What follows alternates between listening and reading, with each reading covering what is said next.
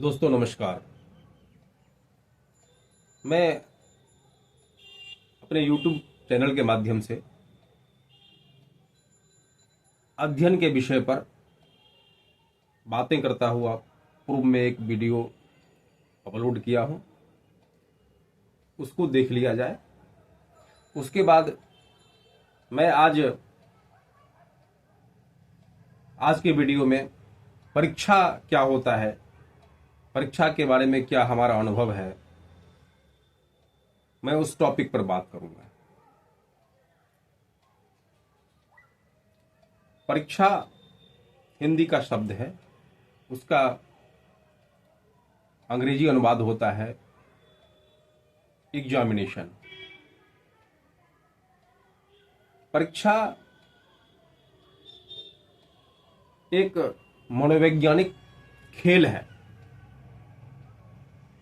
एक मनोवैज्ञानिक खेल है जिसके बारे में आपकी धारणा जैसी होती है, आपका परफॉर्मेंस, आपका प्रदर्शन भी उस एग्जामिनेशन में उसी तरह का होता है। परीक्षा दो प्रकार का होता है,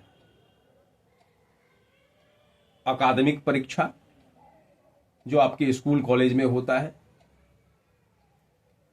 और प्रतियोगिता परीक्षा जो आपको विभिन्न तरह की सेवाओं में जाने के लिए, नौकरी में जाने के लिए आयोजित किया जाता है। अकादमिक परीक्षाओं का स्वरूप इस प्रकार होता है। अकादमिक स्वरूप की परीक्षाएं जो होती है उसमें परीक्षा के लिए पाठ्यक्रम निर्धारित होता है, उसके लिए तय समय होता है, 1 साल 2 साल। तय समय के बाद तय समय के लिए पाठ्यक्रम निश्चित किया जाता है। उस पाठ्यक्रम के तहत उसमें विभिन्न तरह के सब्जेक्ट रहते हैं, सब्जेक्ट में विभिन्न टॉपिक रहते हैं। आपको तय समय दिया जाता है कि आप तय समय में इन पाठ्यक्रमों के तहत निर्धारित पुस्तकों का अध्ययन कर लें। अध्ययन करने के बाद जब तय समय समाप्ति पर होता है तो उस तय समय के समाप्ति पर परीक्षा का आयोजन किया जाता है। परीक्षा के लिए कुछ पूर्णांक निर्धारित होते हैं कि इतने मार्क्स का, इतने अंक का संपूर्ण परीक्षा होगा। परीक्षा में, अकादमिक परीक्षा में पूर्व से निर्धारित रहता है कि 30 या 35% या 33% कहीं कहीं इतना मार्क्स लाने वाले सभी छात्र सफल होंगे। उसमें यह निर्धारित नहीं है कि इतना सीट है और इतना ही सीट पर आपका सिलेक्शन होगा। उसमें यह निर्धारित है कि इस प्रतियोगिता परीक्षा में शामिल सभी परीक्षार्थी जो एक निर्धारित अंक जो कि 30-35% होता है उतना अगर ले आते हैं, प्राप्तांक उनका 30% से 35% तक होता है, तो उस परीक्षा में, उस अकादमिक परीक्षा में सफल हो जाते हैं। सफलता प्राप्त करने के बाद उस प्रतियोगिता, उस परीक्षा के माध्यम से जिस पाठ्यक्रम के लिए, जिस स्तर के लिए, 10वीं स्तर हो, 11वीं 12वीं स्तर के लिए जो है प्रतियोगिता ये आयोजित किया जाता है परीक्षा, तो उसका आपको प्रमाण पत्र, सर्टिफिकेट मिल जाता है कि आपने इस परीक्षा में बैठा और उसमें सफलता प्राप्त की और इतना प्राप्तांक है आपका। 30% से लेके 60, 70, 80%, अब तो कहीं कहीं 100% मार्क्स ले आते हैं लोग। वो तो अपने क्वेश्चन के स्तर पर डिपेंड करता है। और इसके विपरीत प्रतियोगिता परीक्षा होता है, उसमें लोग बैठते हैं, उसका भी पाठ्यक्रम निश्चित होता है।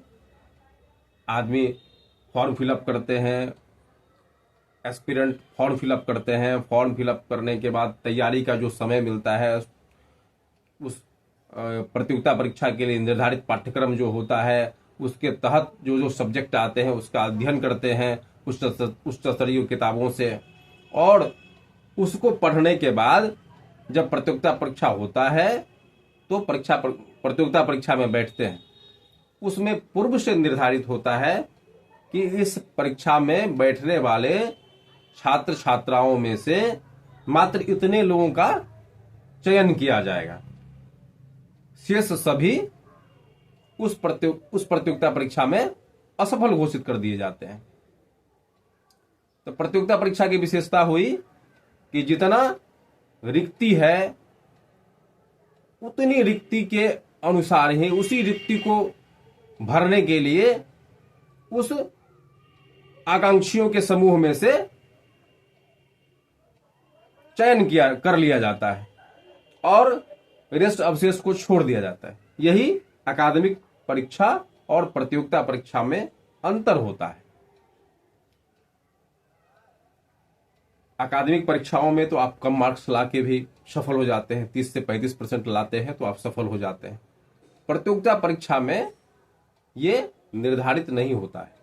प्रतियोगिता परीक्षा का कट ऑफ कभी बहुत ऊपर जाता है। अगर प्रश्न पत्र का स्तर सरल है तो कट ऑफ ऊपर जाता है, अगर प्रश्न पत्र का स्तर बहुत जटिल है तो कट ऑफ नीचे जाता है।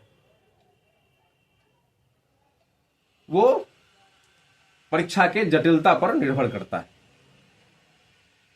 तो प्रतियोगिता परीक्षा के लिए निर्धारित पाठ्यक्रम होता है। पाठ्यक्रम के तहत विभिन्न सब्जेक्ट होते हैं, विभिन्न विषय होते हैं। विषय के लिए पुस्तकों का भरमार है। अभी बाजार में प्रतियोगिता परीक्षा की पुस्तकों का भरमार है। आप अनुभव पर या आप अपने मार्गदर्शक के अनुभव का लाभ उठाते हुए उस जो पटा हुआ है बाजार पाठ्यक्रम के पुस्तकों से, उसमें से अपने मार्गदर्शक के मार्गदर्शन के अनुसार पुस्तकों का, बेहतर पुस्तकों का, उचित पुस्तकों का चयन करें। उसको चयन करने के बाद उसका समुचित अध्ययन करें और अध्ययन में अपनी सुनने की क्षमता का, पढ़ने की क्षमता का, मनन करने की क्षमता का, अपना सोच कि हम इस प्रतियोगिता परीक्षा के योग्य है और इसमें सफलता प्राप्त करने की पूरी क्षमता हम में है, अपनी क्षमताओं पर विश्वास करते हुए इन्हीं क्षमताओं को बढ़ाकर सफलता अर्जित करते हैं। बाकी सबके लिए बराबर है। बाकी सबके लिए ये बराबर है कि पुस्तक सबको मिल जाती है। कोचिंग में जितने लोग जाते हैं, कोचिंग के जितने शिक्षक होते हैं कुशल, उनका मार्गदर्शन उनको मिल जाता है। लेकिन आखिर उसी प्रतियोगिता परीक्षा की तैयारी कराने वाले कोचिंग सेंटर्स होते हैं, उसी कोचिंग सेंटर में से कुछ लोग सफल होते हैं और अधिकांश सफल असफल क्यों हो जाते हैं? तो वो उनकी व्यक्तिगत क्षमता पर डिपेंड करता है। सुनने की कितना क्षमता है, उसको डाइजेस्ट करने की कितना क्षमता है, उसको निकालने का क्या कुशलता है, उसको अभिव्यक्त करने की क्या कुशलता है, बोल कर कितना कुशलता से आकांक्षी जो है वो अपने प्रश्न का जवाब देते हैं, लिखकर कितनी कुशलता से देते हैं, लिखावट कितनी अच्छी होती है। प्रतियोगिता परीक्षा में सफलता प्राप्त करने के लिए अच्छी लिखावट का होना भी बहुत ही जरूरी होता है। परीक्षार्थी को अपना उद्देश्य रखना चाहिए कि एग्जामिनर को हम अपने लिखावट से खुश करें, अपने ज्ञान से खुश करें, अपने विश्लेषण लेवल से खुश करें। और जब वो खुश होंगे, हमारे ज्ञान से प्रभावित होंगे, खुश करने का मतलब वो प्रभावित होंगे, तब उसी अनुपात में हमको अंक फराहम करेंगे और वही हमारी सफलता को निश्चित करेगी। इसलिए आप, मेरे कहने का अर्थ है कि सफलता में, आपकी सफलता में आपके व्यक्तिगत गुण, वही जो है शार्पनेस, आपका देखने की क्षमता, कितना गहराई से देखते हैं आप, कितनी गहराई से पढ़ते हैं, कितनी गहराई से सोचते हैं, कितना तेजी से लिख देते हैं, कितना स्पीड से रिकॉल करते हैं, ये सारी क्षमताएं आपको अद्वितीय परीक्षार्थी बनाता है। और प्रतियोगिता परीक्षाओं में सफलता प्राप्त करने का यही मेजर गुण है, मेजर राज है, मिस्ट्री है ये प्रतियोगिता परीक्षा में सफलता प्राप्त करने की। इन्हीं सब क्षमताओं का बेहतर इस्तेमाल करके औरों से अधिक बढ़ाकर आप दूसरे को प्रतियोगिता परीक्षा में अपने से पीछे छोड़ते हैं। यही कुछ सामान्य बातें थी जो आपको एग्जामिनेशन के बारे में हमने बताया। आप इन्हीं क्षमताओं को बढ़ाकर दुनिया का कोई भी विधा हो, कोई भी सेक्टर हो, वो कला हो, विज्ञान हो, वो खेल हो, या और कोई विधा, संगीत हो, भाषण हो, किसी भी विधा में अपने आप को स्थापित कर सकते हैं और औरों से बेहतर हो सकते हैं। बेहतर होने का हमने आपको ये तरीका बताया। आप ज्यों-ज्यों ये प्रयास करते जाते हैं, ज्यों-ज्यों इसके ऊपरी स्तर को प्राप्त कर जाते हैं, ये एक यात्रा है। यह एक यात्रा है जिस यात्रा में आप ज्यों-ज्यों जितनी दूरी तय करते जाते हैं, आपकी कुशलता में उतना ही चार चांद लगते जाता है और उस यात्रा में आप लोगों को पीछे छोड़ते चले जाते हैं, पीछे छोड़ते चले जाते हैं और पीछे छोड़ते चले जाते हैं और अद्वितीय स्थान को प्राप्त करते हैं। प्रतियोगिता परीक्षा हो या खेल की दुनिया हो या संगीत की दुनिया हो, किसी में सफलता प्राप्त करने के लिए आपको ध्यान से सुनना होगा, ध्यान से सोचना होगा, ध्यान से अभ्यास करना होगा, बार बार अभ्यास करना होगा, मन में यह विश्वास रखना होगा, आशावादी बनना पड़ेगा। आपको आशा रखना पड़ेगा कि हमको भविष्य में सफलता मिलेगी और इसी सफलता की आशा के साथ जब आप प्रयास करेंगे तो आपका स्ट्राइक रेट, आपका जो है स्टडी, पढ़ने का, सोचने का, उसका अलग शुभ परिणाम मिलेगा आपको। हमने आपको कहा भी कि ये प्रतियोगिता परीक्षा एक साइकोलॉजिकल, एक मनोवैज्ञानिक खेल है। इस खेल में सफलता प्राप्त करने के लिए अपनी शारीरिक क्षमता का इस्तेमाल करना होगा, अपनी मानसिक क्षमता का इस्तेमाल करना होगा, अपना एटीट्यूड बदलना होगा, बार बार गिरकर उठने का साहस करना होगा, तब जाके हम सफलता के करीब पहुंचेंगे। और सफलता एक बार मिल जाने के बाद फिर वहां से दूसरा टारगेट निश्चित करता है आदमी। मतलब ये जीवन यात्रा है, जीवन यात्रा है और जीवन यात्रा कभी रुकता नहीं है। हमारे ग्रामीण कवि हैं महाकवि आरसिक प्रसाद सिंह, उन्होंने एक कविता लिखा है, जीवन का झरना लिखा था।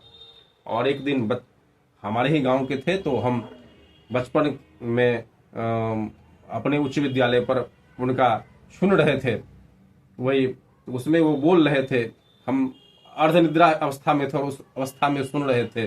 तो बोल रहे थे कि चलना है, केवल चलना है, जीवन चलता ही रहता है, रुक जाना है, मर जाना है, निर्झर यह झरकर कहता है।